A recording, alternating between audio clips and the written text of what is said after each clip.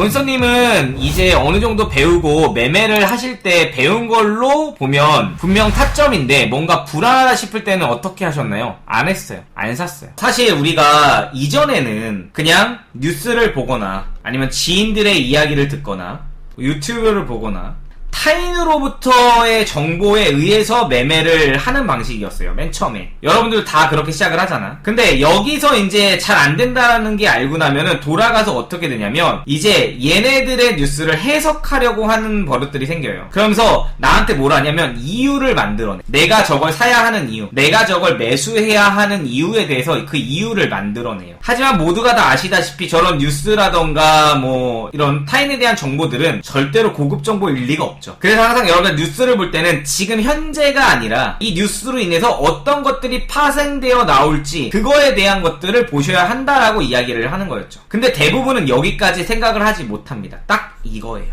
한마디로 이슈 있는 종목을 매매하려고 합니다. 결국에는 여러분 다 실패하죠. 우리나라에 주식을 하는 사람들 중에 95%가 돈을 잃어요. 3% 정도가 한 유지를 할 거고요. 2% 이내의 사람만이 수익을 봐요. 그 다음에 큰 돈을 버는 사람들은 이 중에서도 뭐 한 0.5% 되려나? 0.1%?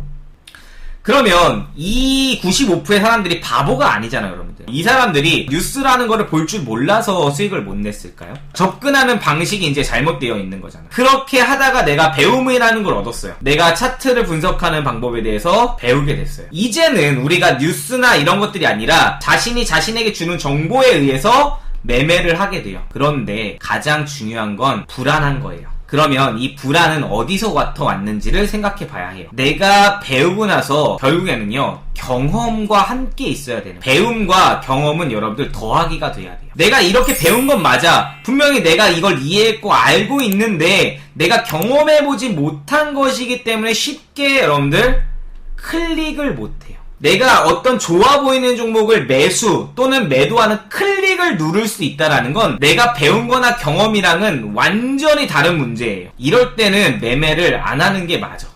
왜 안 하는 게 맞냐면 내가 결국에는 불안하다는 것은 내가 경험이 없었다라는 거기 때문에 이 경험을 내가 잡은 것처럼 느끼기만 하면 돼요. 그래서 내가 안 샀어. 매매를 안 했는데 이 종목이 어떤 A라는 종목이 내가 이론상의 분석을 하고 괜찮다 싶었어. 그리고 이거 안 샀어. 근데 A가 나중에 봤더니 상승이 되어 있어. B라는 종목을 만났어요. 또 내가 못 샀어. 불안해서.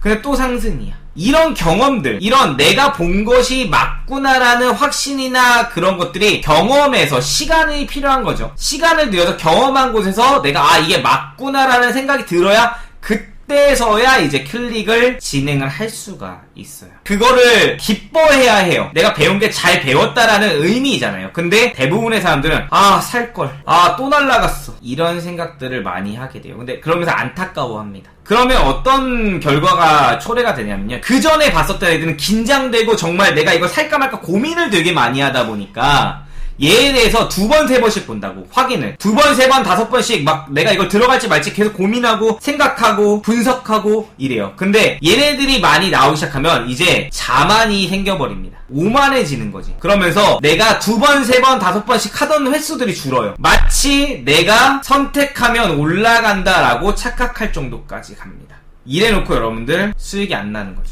그럼 뭐라 그래요? 내가 사는 것만 이래.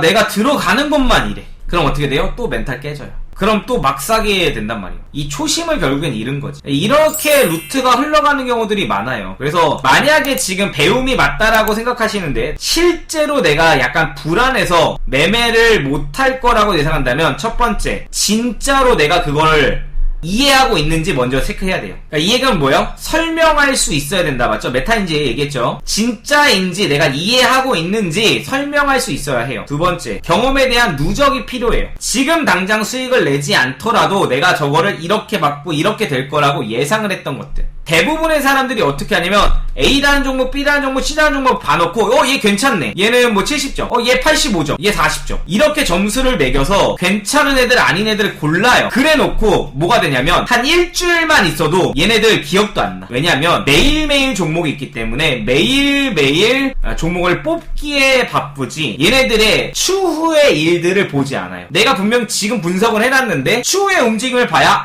얘가 이렇게도 움직이는구나, 역시 내가 생각한 산 게 맞았구나. 이런 게 필요하거든요. 뒤에 어떤 그림들이 나오는지에 대해서 계속 보시다 보면 아, 내가 앞으로 이 종목을 가져갈 때 얘가 여기까지 눌릴 수 있겠다라는 거, 또 여기까지 오면 땡큐라는 거, 또 돌파하면 간다라는 거, 이런 것들에 대한 경험이 계속해서 누적이 돼야 하는데 이걸 안 하더라는 거죠. 우선은 두 가지 내가 진짜 이해를 하는지, 못했으면은 불안한 게 당연한 거니까. 근데 다 이해했다면 경험이 누적되어 있어서 내가 할 수 있는지, 그게 되게 중요하다라고 나는 느낌.